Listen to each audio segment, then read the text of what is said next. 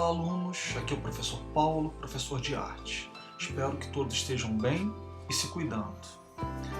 Na semana passada nós falamos um pouquinho sobre a história da dança. Já essa semana, na videoaula de número 12, nós vamos falar um pouquinho sobre a história do teatro. Espero que vocês gostem e um forte abraço.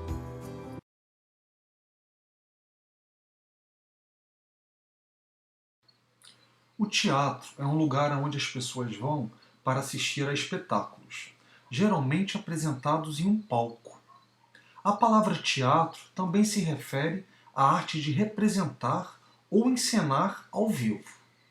A forma mais comum de representação no palco é a peça teatral, uma história que é encenada para uma plateia. Há também produções teatrais que utilizam outros elementos, além da história, como a música, marionete, números de circo, de ópera ou até mesmo o balé.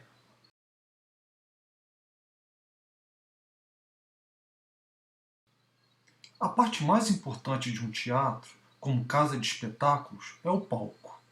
A encenação acontece na parte da frente do palco, conhecida como proscênio. O palco costuma ser retangular com um lado aberto, de frente para o público. A plateia assiste à produção que se desenvolve no palco como se estivesse enxergando através da parede de uma sala. Alguns teatros têm um palco que avança parcialmente sobre a plateia. O público ocupa 3 lados da seção projetada desse palco. Já no chamado teatro de arena, também conhecido como anfiteatro, o público se dispõe em torno do palco, pois ele fica no centro.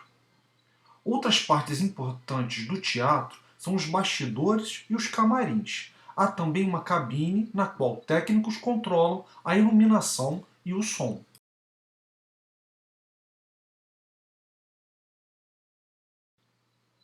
Montar uma peça de teatro é um trabalho de equipe. Muitas pessoas trabalham juntas e cada uma tem uma função específica. Em uma peça, os papéis mais visíveis são dos atores. As pessoas principais que trabalham nos bastidores são o produtor e o diretor. O produtor é o principal responsável pelo financiamento da peça. É ele que busca patrocínios e administra o dinheiro para a montagem. O diretor é quem decide como a peça será encenada, e isso envolve dirigir o trabalho dos atores e da equipe técnica que trabalha nos bastidores. O diretor também comanda os ensaios. Um dramaturgo escreve o roteiro ou o texto da peça, que contém a história e a fala dos atores. Outros tipos de produções teatrais podem envolver outras pessoas com funções ou talentos especiais. Em um teatro de marionetes, por exemplo, várias pessoas desenham, fabricam e operam as marionetes ou fantoches. Em produções que envolvem dança, o profissional chamado coreógrafo cria os passos e movimentos de dança. Músicos e compositores podem fazer parte da equipe criando músicas especiais para o espetáculo.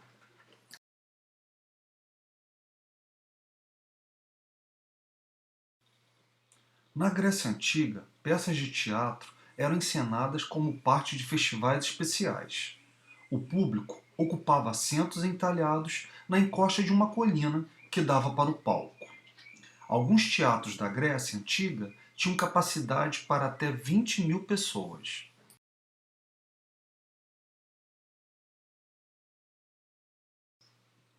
No Japão, no século XIV, surgiu um tipo de teatro chamado No. As peças do teatro No utilizavam palavras, música e dança para narrar lendas. Homens ou meninos representavam todos os papéis, incluindo o dos personagens femininos.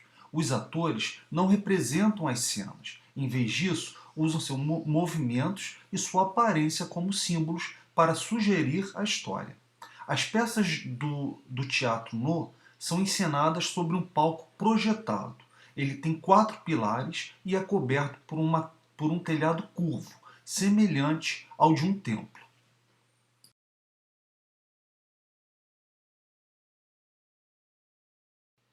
Do século XIV ao século XVI, foi um período de intensa produção artística na Europa.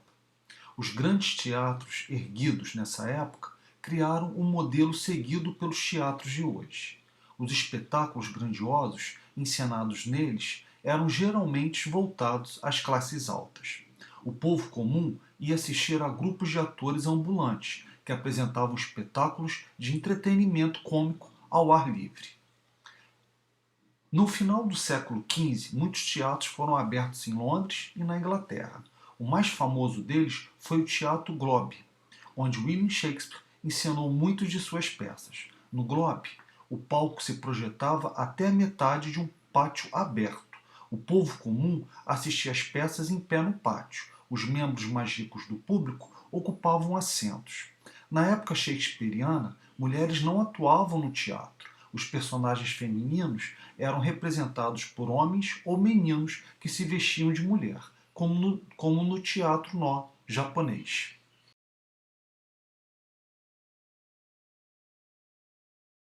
Na Europa do século XVII, muitos teatros começaram a usar o palco retangular. Esse é o tipo de palco visto na maioria dos teatros modernos. No século XVII e XIX, vários atores da Europa e da América do Norte desenvolveram ideias novas sobre atuação. Antes deles, os atores com frequência liam suas falas, como se estivessem preferindo um discurso. O ator inglês David Garrish desenvolveu um estilo de atuação mais natural, dizendo suas falas no espírito do personagem que estava apresentando. No século XIX, a cidade de Nova York tornou-se o grande centro de teatro dos Estados Unidos, assim como Londres era para a Inglaterra. Na cidade de Manaus, em meio à selva amazônica brasileira, foi construída de 1884 a 1896 uma grande casa de espetáculos, o Teatro Amazonas, que fica em Manaus. Na ocasião, era uma das cidades mais prósperas do mundo, devido às riquezas geradas pelo ciclo da borracha. No século XXI, praticamente toda cidade média ou grande tem pelo menos um teatro para a realização de espetáculos. É grande também o número de grupos teatrais formados por atores e outras pessoas dedicadas à arte da representação.